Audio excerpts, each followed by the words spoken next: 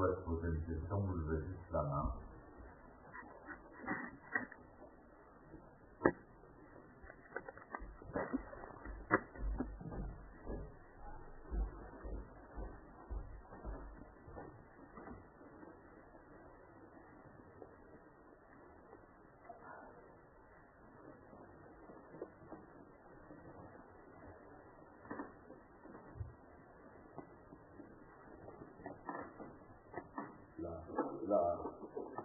Ce que j'ai perçu de son enseignement, c'est que la préciosité de l'enseignement du Bouddha, c'est qu'en fait, il a éclairé le fonctionnement des choses telles qu'elles sont. C'est-à-dire de notre fonctionnement réel tel qu'il est. Et effectivement, c'est ni religieux, ni pas religieux, ni spirituel, ni pas spirituel, c'est simplement le fonctionnement réel tel qu'il est pour tous les êtres humains et pour toute chose. Ouais. Donc, moi, je trouve ça religieux. Moi. Ouais. Justement, ce fonctionnement, le dévoiler ce fonctionnement, je trouve que ça, c'est religieux. C'est religieux. Ouais. Et pour tout le monde, et ce qui manque à tout le monde, c'est pas vraiment directement le pognon. Qui manque à tout le monde, c'est d'avoir une place, c'est de sentir que sa vie est religieuse, c'est-à-dire reliée à l'univers, reliée à la vie et reliée aux autres. C'est ce qui manque aux gens qui sont au chômage. En fait, les gens, ils veulent faire ça mou.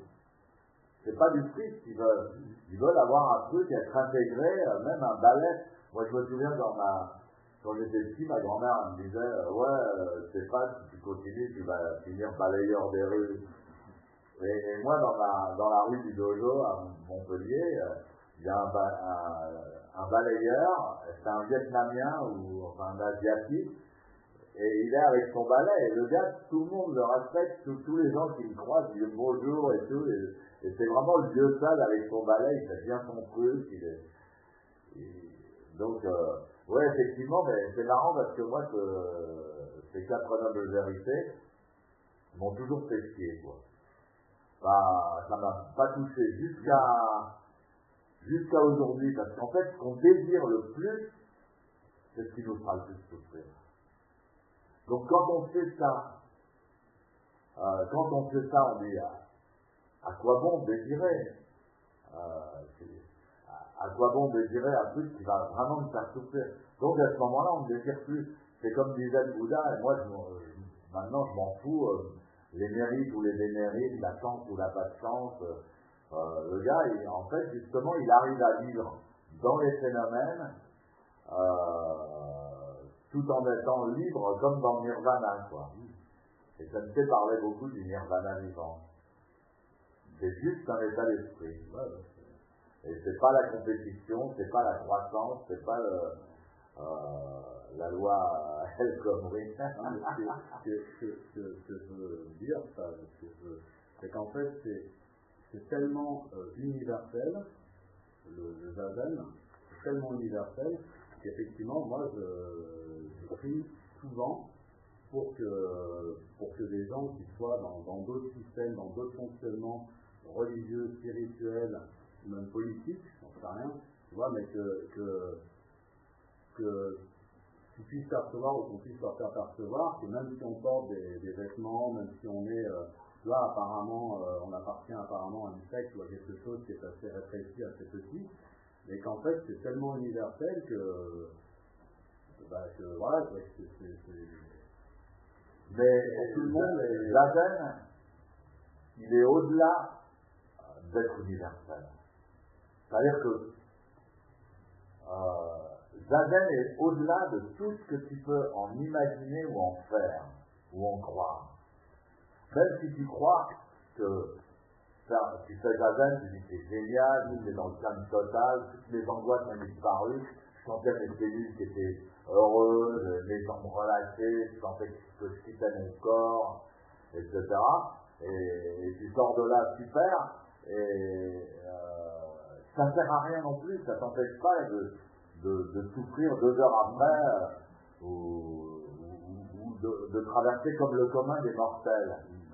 Et c'est ce que je trouve absolument magnifique dans le zazen, quoi. C'est qu'il il est tellement absolu qu'il n'est pas, il n'est rien. L'autre fois, Loïc, il me disait, ouais, j'ai passé un mois sans faire zazen, ça m'a rien changé. Je disais, mais c'est pas quand tu fais pas zazen que ça change rien. C'est quand tu fais zazen que ça change. Ah merde! T'as raison. Et c'est vrai, quand on arrête zazen, on se dit, ça me change rien, je suis toujours aussi lucide, aussi bien, aussi truc. Mais c'est le jour où on le refait, on se rassoit en zazen, on dit, ah, j'avais oublié. Et c'est vrai que c'est une option humaine, c'est l'option qui relie l'humain à la divinité ou à l'absolu. C'est marrant. Alors moi je pense souvent par exemple à la posture du serpent. Il y a d'autres animaux qui ont des postures de méditation, mais celle du Bouddha, celle de l'homme, est quand même très belle. Hein. Des fois les lions ils sont comme ça, mais ils bougent. Ce qui est aussi remarquable, c'est l'immobilité. L'immobilité comme de la mort. Et ouais, effectivement, je sais pas quoi dire. Non, mais je sais pas quoi dire à propos des religions, à propos de tout ça.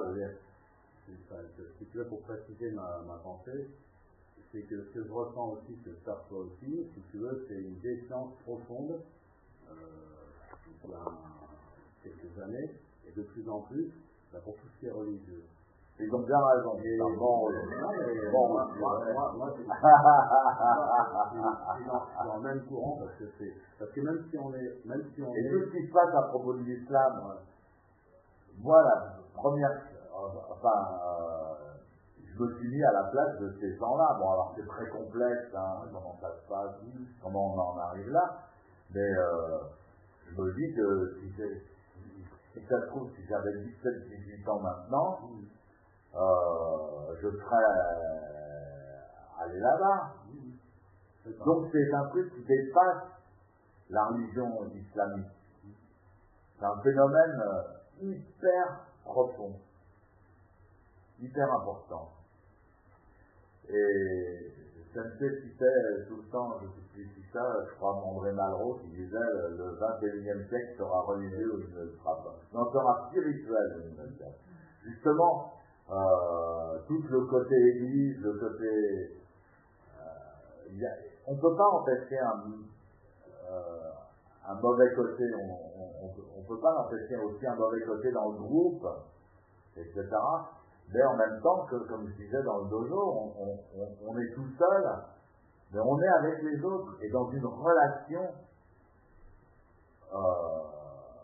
extrêmement pure, parce que les autres, ils participent, tout le monde participe, tout le monde fait zazen ensemble en fait, et on n'en sait rien, mais on fait la plus pure des cérémonies. Cérémonie spirituelle, hein.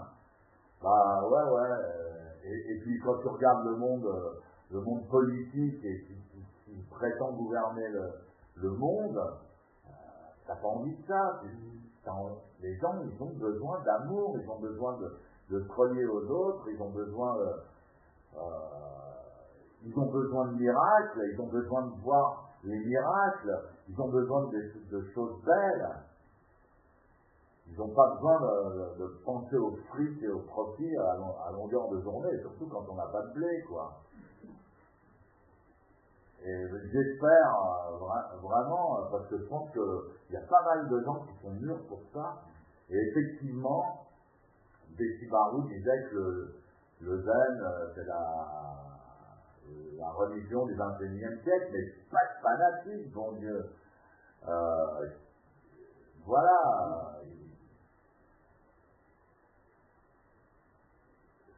le truc religieux, moi, ça fait 45 ans que je suis dans le truc, dans le zen, et je vois le truc aussi, tous les gens qui pensent qu'il y a être maître, et puis le pouvoir, et puis la manipulation des gens par rapport aux disciples, il y a des tas de choses malsaines. Heureusement, il n'y a pas de pédophilie, quoi. Non, mais il y a des tas de choses malsaines, parce que c'est des groupes humains aussi. Et puis si on commence à dire, ouais, Zazen c'est la religion du 21e siècle, aïe. Et puis si tu dis tout le monde doit faire Zazen, et t'imagines 1000 mecs, 1000 gosses, comme ça se passe des fois d'ailleurs en Chine ou au Japon, ça peut très vite devenir caricatural. Alors j'en sais rien, je crois qu'il faut continuer Zazen Mushotoku. Mais ce que j'aime dans les 4 nobles vérités, c'est que si Bouddha il dit à n'importe qui dans la rue, ta vie, elle est souffrance, t'as pas vu? Le mec, il se met à chialer. Tu vois? Le gars, il se met à chialer. Direct. Si on demande à quelqu'un, regarde ta vie, qu'est-ce que t'en penses? Moi, je te dis, ta vie, elle est souffrance. Ça n'arrête pas de souffrir, etc. Le mec, il va craquer. Mais s'il ne craque pas, il n'est pas mûr pour faire Zazen. Zazen, c'est quelque chose qui se pratique déjà quand on a ressenti ça, quoi. C'est Dogen qui le dit comme on ressent Bougeot. Et là, on a envie, mais sans ça, si tu pratiques pour ça, je ferai bien un peu de méditation, je prends le bottin, ou je prends Internet, zen, je viens faire de la méditation, etc. Et je pense qu'il manque quelque chose, on continuera pas vraiment à pratiquer. C'est ça qui est important. Bien sûr, il y a aussi les maîtres, les enseignants. Il y a aussi des gens qui ne sont pas maîtres, qui sont enseignants, et tout ça,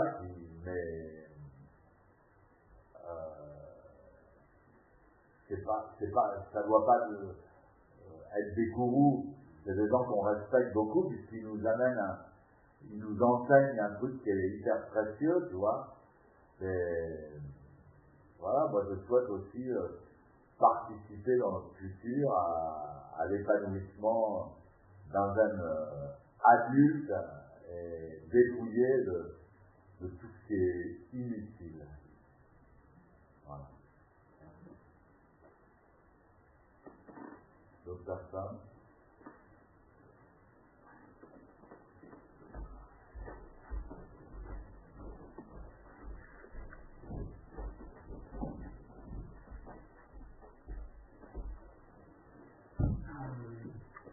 J'ai une question, et j'entends bien l'enseignement des 4 nobles vérités. Ça fait quelques années que je travaille sur mes rêves, et quotidiennement, en fait, ça fait de travailler sur mes rêves, je donne mon expérience en fait. Tu les écris? Je les écris, je les travaille après. Ah. En fait, travailler sur mes rêves, ça fait remonter à la surface les rêves. Ouais, en plus, les rêves. C'est la méthode. Qui vraiment existe et qui a toujours existé depuis ma naissance, me remonte à ma conscience. C'est comme ça que je le traduis. Ouais. Et je me rends compte que ces rêves, une fois qu'ils sont là, je me dis, oh putain, mais oui, ils étaient là. Je les touche du doigt, mais ils sont magnifiques. Je me dis, je ne vais pas les lâcher. Je vais aller jusqu'au bout de ces rêves, parce qu'en fait, je me rends compte qu'ils sont hyper importants pour moi. Et donc, je lâche rien pour faire venir ces rêves à la réalité. Ça passe par moi, en fait. Ouais. Et là, j'entends cet enseignement qui pourrait être en contradiction. C'est pour ça que je m'interroge. Au début, je crois que c'est une erreur de traduction des 4 notes de vérité, de dire qu'il ne faut pas désirer. Il faut en entendre comme ça. pas de ta part, mais j'ai déjà entendu, dans les formules, il faut rien désirer. Ouais, c'est ça. Mais bon, après, si il n'y a rien, s'il n'y a pas de rêve et tout, c'est ça qui est dur à traduire. Alors que, voilà, c'est là, en fait, la contradiction qui est un peu difficile pour moi à saisir, c'est-à-dire, je me rends compte que ces rêves, faut que je les fasse exister, c'est important. Et d'un autre côté, je me rends compte aussi de cet abandon aussi qui doit passer par moi pour que cette souffrance je n'accuse pas. Oui, moi, ce que je comprends dans le Bouddha, c'est que quand il dit après pratiquer la voie du milieu, et il dit qu'il ne faut pas pratiquer l'ascétisme. Alors évidemment, on pense au Bouddha qui a pratiqué l'ascétisme de manière extrêmement violente. Il parle de son expérience, mais quand on retraduit pratiquer l'ascétisme, c'est vouloir volontairement arrêter ses désirs. Puisqu'on sait que c'est les désirs qui nous font souffrir. Donc volontairement arrêter ses désirs. Et en fait, ne pas arrêter volontairement ses désirs, mais quand même les arrêter, la seule solution, c'est le zazen. C'est une solution douce et automatique, parce que dans cette posture et quand tu pratiques et que tu respires, les désirs perdent leur racine, ils reprennent leur liberté, et toi aussi. Donc c'est pas violent. Mais ça t'amène la compréhension inconsciente et ça te calme par rapport à trop d'attachement, quoi. Donc c'est la voie du milieu. Et les rêves, c'est pareil. C'est une science extrêmement intéressante. Tu travailles quand même pas la nuit pour les écrire. C'est chiant. Non, mais moi, je là. Si tu travailles, c'est créatrice, c'est inhumain dans le et après, quand tu reviens, le truc revient. Et en fait, l'interprétation que tu en fais quand tu es conscient, elle n'est pas forcément... C'est une interprétation, parce que le rêve, il est complètement abstrait, quoi. Mais elle a son rôle, l'interprétation que tu vas donner au rêve. C'est une science qui est très sympathique, je pense pas que ça puisse faire de mal. Non, et ça aide à faire des rêves conscients. C'est ça. Ça aide à faire des rêves conscients. Voilà. Et pour moi, il ne faut pas lâcher. Enfin, c'est ça en fait. Pas lâcher quoi? C'est un rêve. C'est pour ça que j'ai du mal à saisir, il faut abandonner ses désirs. Et d'un autre côté, moi, mon expérience, c'est, oui, il ne faut pas lâcher ses rêves. C'est ça, en fait. Ah oui, bon, tu vois, un mec qui a un rêve de faire de la politique autrement. Ouais. Il se rend compte que son rêve, c'est de changer la politique. Bon, et du coup, il ne faut pas qu'il lâche ça. C'est son vrai rêve, allez.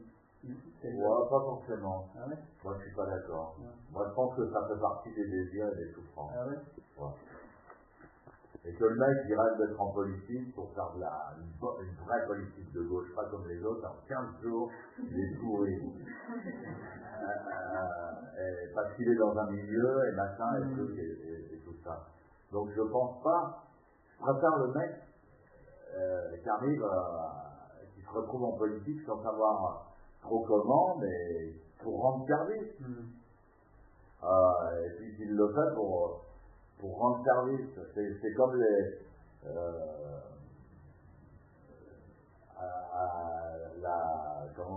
il y avait une émission, la star, la nouvelle star. Il y avait une nana qui avait fait ça pour se marrer, quoi. Elle n'avait jamais pensé arriver numéro 1 ni rien. Elle est arrivée en faisant le con, en foutant des petites moustaches. Et puis elle a chanté son truc, et en fait c'était super bien, et elle s'est retrouvée là-dedans, au-delà d'elle, et ça m'avait beaucoup plu, quoi, beaucoup plus que le mec qui a un rêve. Alors, tu vois, j'ai étudié aussi la manière, parce que la conscience et l'énergie créent la réalité. Donc il y a tout un courant spirituel qui essaie de contrôler sa conscience pour créer la réalité qu'on veut. C'est encore un truc hyper matérialiste. Mais en zazen, tu n'arrêtes pas de créer ta réalité. C'est une réalité sublime.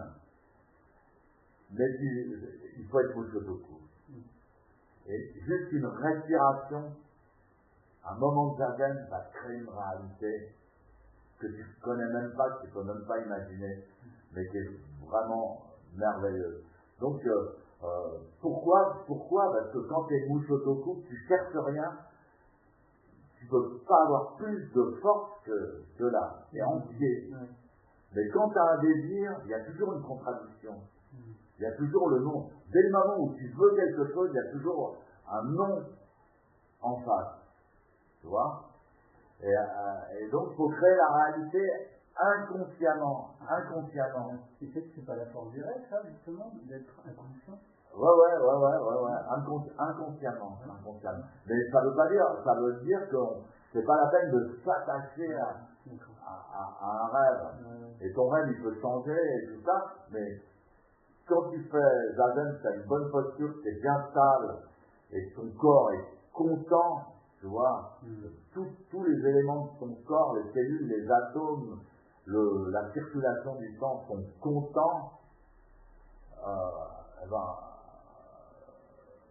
voilà, tu vas inspirer, tu vas expirer, et tu t'en rappelles, c'est comme le maître à Bodhidharma, une fois il y a l'empereur qui lui dit, mais écoutez, vous faites beaucoup zazen, mais vous ne faites pas beaucoup de cérémonies et de prières, etc., pour un moine, etc. Et le maître à Bodhidharma lui avait dit, mais chaque fois que je respire, c'est une prière. Inconsciemment. Non, moi je pense qu'il faut faire les choses avec un détachement. Il faut le faire pour le faire, parce que ça t'amuse, parce que t'en as l'intuition. Il faut le faire bien, sans rien en attendre. Et puis après, tu vas avoir des trucs poussés. Tiens, ça je l'ai créé. Ça je me souviens, ce truc-là que je suis en train de vivre maintenant, je l'ai créé, je m'en souviens. Et donc, ou alors ton rêve, il va te revenir encore plus, ou tu vas le refaire dans le futur. Donc effectivement, ouais, c'est une bonne science que tu peux approfondir. Il y a des gens qui connaissent bien l'interprétation des rêves aussi.